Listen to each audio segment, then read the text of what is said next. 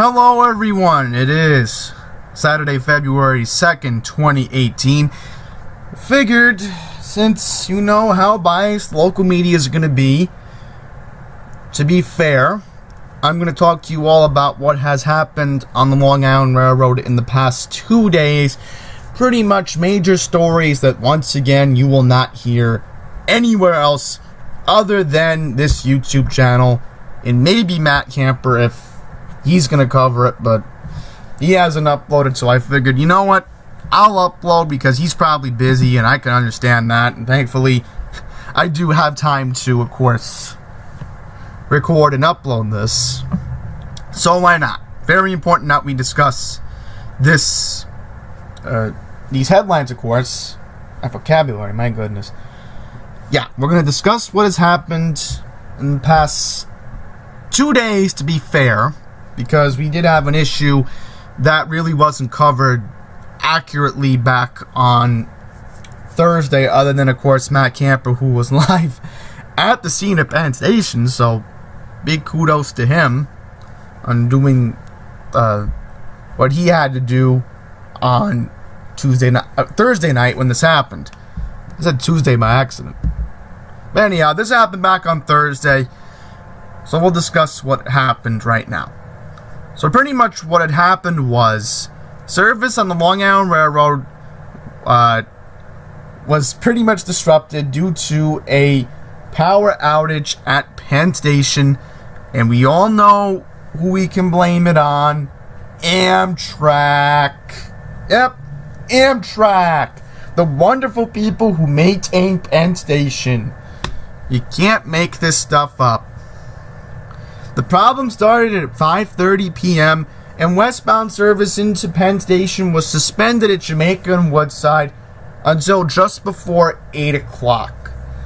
The Long Island Railroad got back on track shortly before 10 p.m. Amtrak, which again is responsible for the maintenance of Penn Station, continued working to fully fix the problem, but the repairs were not expected to cause further disruptions to Long Island Railroad service. The cause of the power problem was not immediately available, but it was in an area that affected New Jersey Transit trains as well. So, obviously, I'm going to say this right now. I know this for a fact that service on New Jersey Transit, along with Amtrak, was also impacted by this.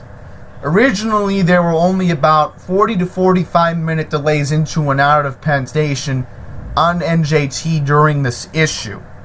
And Amtrak did have issues, of course, on their end as well due to their problem.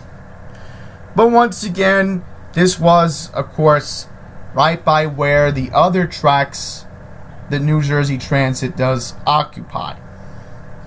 During this issue, some of the Long Island Railroad tracks were diverted to New Jersey Transit's use, resulting in cancellations and delays for Long Island Railroad riders, said Chris McKnife, a spokesman for the MTA. So once again, it was just a disaster what happened on Thursday night. And once again, and I agree with my fellow YouTubers, I really wish the MTA would have complete control of Penn Station. But no, we're Amtrak. We need to have our way or you don't get what you want. So, once again, it's Amtrak's fault. And I'm very worried that we're going to have more problems if they get complete control of Montague Station come next year. And thankfully, we don't have to worry about dumpy old Penn anymore. Because honestly, it's just miserable being there. The only positive is the West End. I know I like to keep talking about the same thing, but let's hope that we get what we were promised, and that is, of course, something new and something exciting. Now, we are going to talk about a highly controversial issue at Babylon. So pretty much, there is, of course, a increasing problem in Babylon when it comes to the homeless, because apparently they're fleeing Manhattan because there's too many of them in Midtown, And now they're fleeing into Long Island. And they're probably going to flee into the Hudson Valley for all we know at this point. And they can even sneak onto a Metro North train. But anyhow, they found a way to make a homeless enclave out in Babylon now that the MTA police has to go all the way out there just to enforce the rules. So, here's what this article said. And this was, of course, published on Thursday. So we'll read this. MTA has said it will increase its police presence at the Babylon train station after local officials requested to monitor activities like aggressive panhandling and drug and alcohol use. MTA spokesman Aaron Donovan, in an email sent on Thursday, January 31st, said, "We are increasing our police activity at the station, not just with uniformed Suffolk County police officers, but also plainclothes officers, along with, of course, regular MTA police." Local officials met with the MTA in recent months and asked for additional resources to address complaints from constituents. State Senator Phil Boyle, a Republican from Bayshore, and Assemblyman Mike Lipretti, another Republican from Massapequa, sent acting MTA Chairman Fernando Ferrer on a letter that was addressed on Friday, January 25th, asking for a permanent uniformed police presence.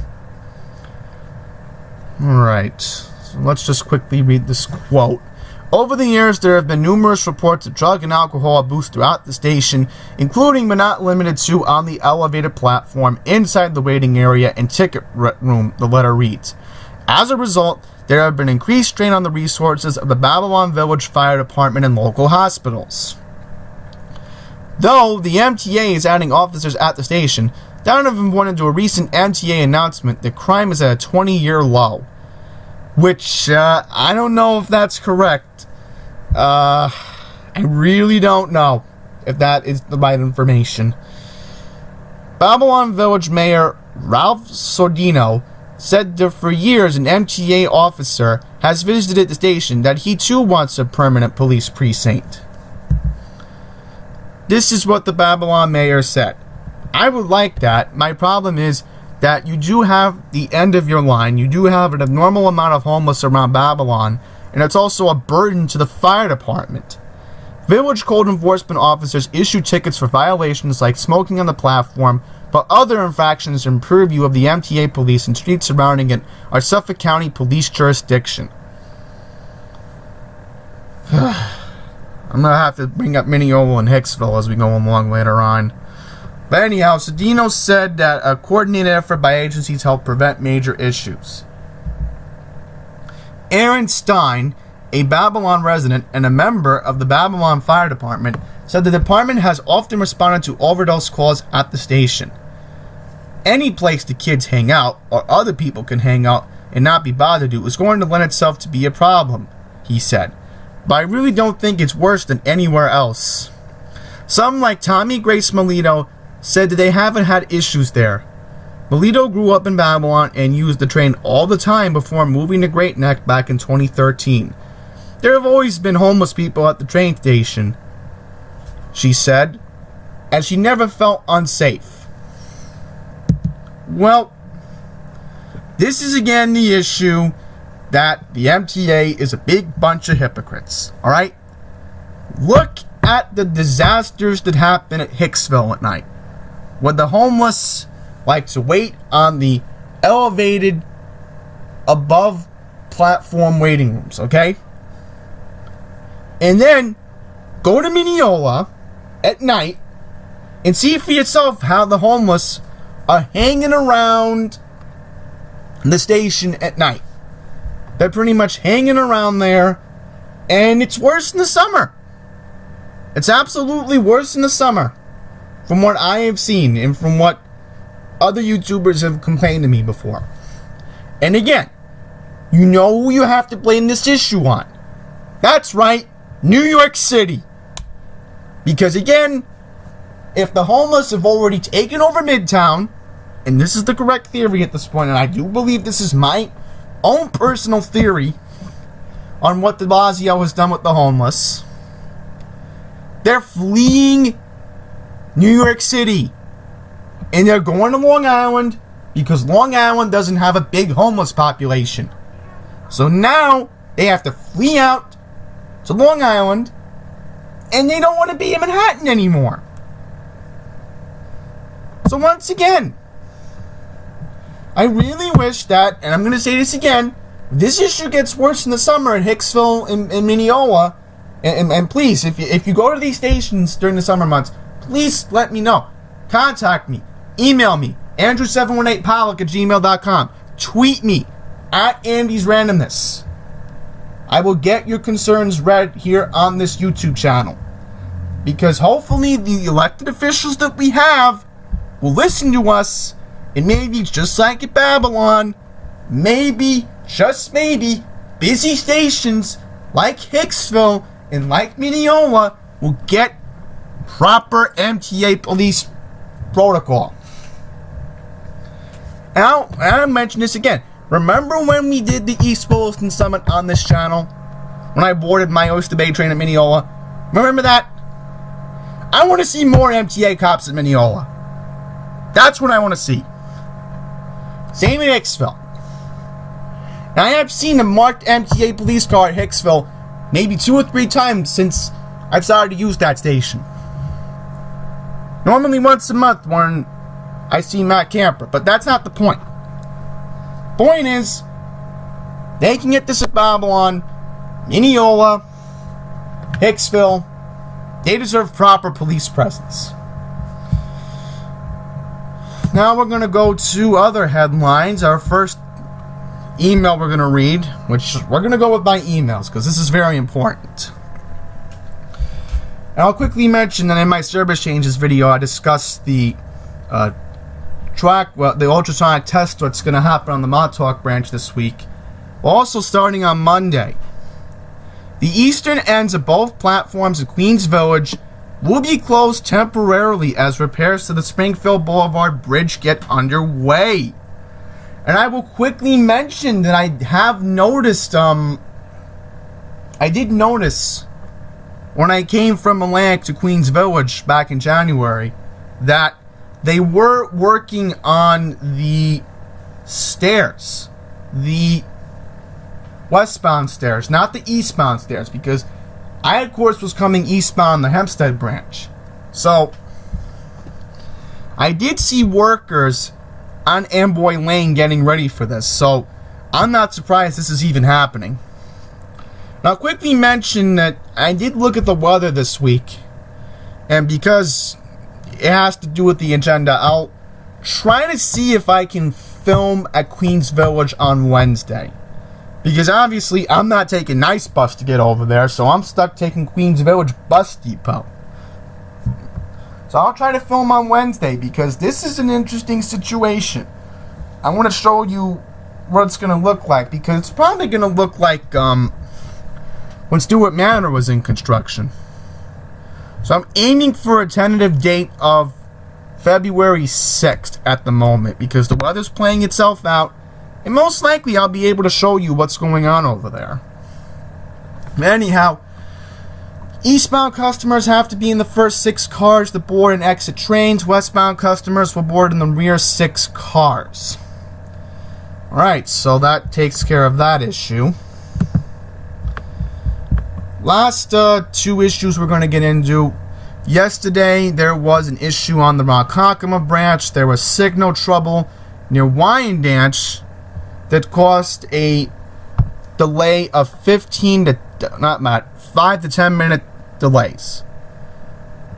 Well, I did see one email that said 15-minute delays, but that was an earlier one that was sent to me earlier yesterday morning.